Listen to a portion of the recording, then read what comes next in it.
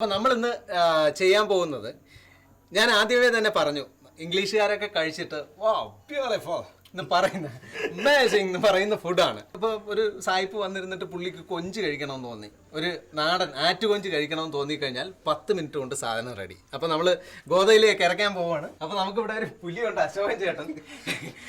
പുള്ളിയുടെ ഒരു ഇതെന്താന്ന് വെച്ചാൽ, ഇവിടുന്ന് ഈ ഹൗസ് ബോട്ടിൽ വന്ന് 2 ദിവസത്തെ താമസമൊക്കെ കഴിഞ്ഞ് പോകുന്ന സായിപ്പന്മാർ അശോകൻ ചേട്ടൻ ഉണ്ടാക്കി കൊടുക്കുന്ന ചില സാധനങ്ങൾ പാഴ്സലും മേടിച്ചുകൊണ്ടാണ് പോകുന്നതെന്ന് ഇവിടെ എല്ലാവരും പറഞ്ഞു. ഇതൊക്കെ ശരിയാണോ?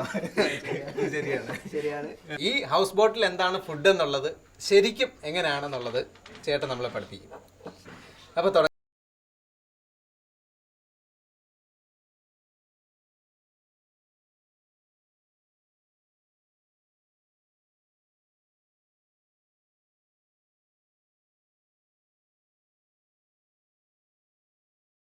ഇനി ഇതിനകത്ത് ചേർത്ത സാധനങ്ങൾ ഞാൻ ഒരിക്കൽ കൂടി പറയാം.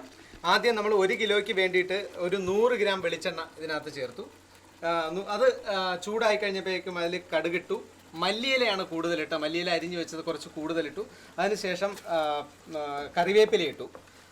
കറിവേപ്പില ഇട്ടതിന് ശേഷം അതൊന്ന് ചൂടായി വന്നപ്പോഴേക്കും നമ്മൾ garlic paste 25 gram, 50 gram ginger paste, അതിനുശേഷം പച്ചമുളക് ഒരു 50 ഗ്രാം പച്ചമുളക് അരിഞ്ഞിട്ടു.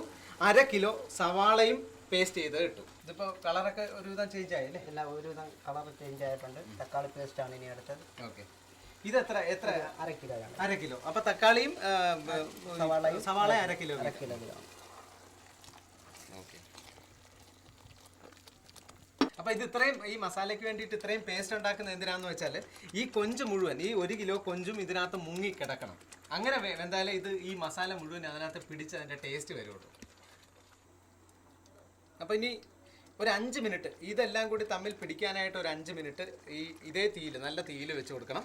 നന്നായിട്ട് അടി പിടിക്കാതിരിക്കാൻ വേണ്ടി കുറച്ച് ഇളക്കി കൊടുക്കുകയും വേണം. ഇതെല്ലാം പാകമായി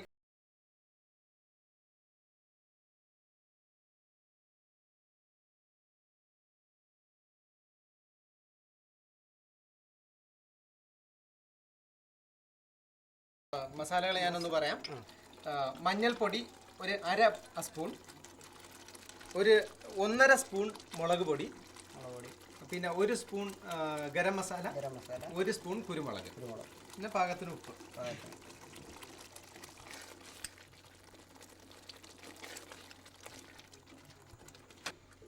നമ്മുടെ മസാല റെഡിയാണ്.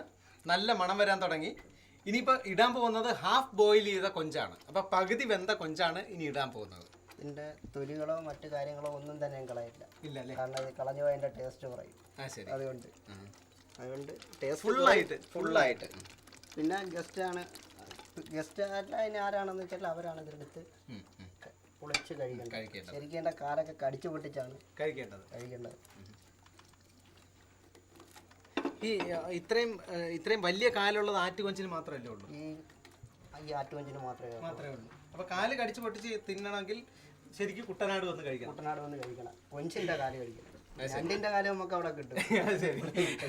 അപ്പോൾ ഈ വലിയ ഞണ്ടിന്റെ കാലൊക്കെ ആണെങ്കിൽ നമുക്ക് ഏത് രാജ്യത്ത് പോയാലും കഴിക്കാം. പക്ഷേ ഈ കൊഞ്ചിന്റെ കാല് കടിച്ചു പൊട്ടിച്ച് അതിനകത്തുനിന്ന് ഈ മാംസം കഴിക്കണമെങ്കിൽ കുട്ടനാട്ടിൽ തന്നെ വരണം.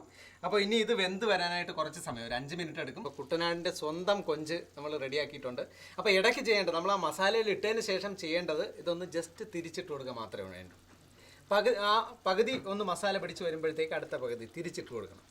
അപ്പോൾ ഇപ്പോൾ റെഡിയാണ് അല്ലേ? റെഡിയാണ്. ടേസ്റ്റ്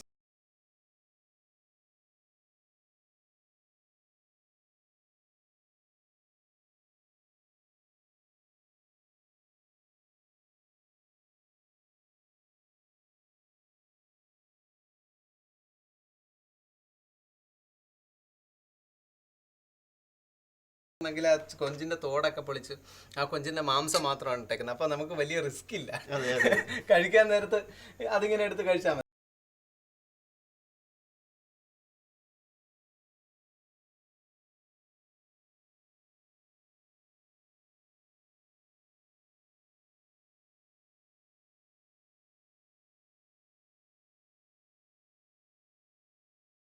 നമ്മുടെ വീട്ടിലായിരുന്നെങ്കിൽ ഞാനിപ്പോൾ തിന്ന് കഴിഞ്ഞായിരുന്നു. പക്ഷെ ഒരു മാന്യത വേണമല്ലോ, അതുകൊണ്ടാണ് ഇത്രയും വൃത്തിയായിട്ട് എടുത്തത്.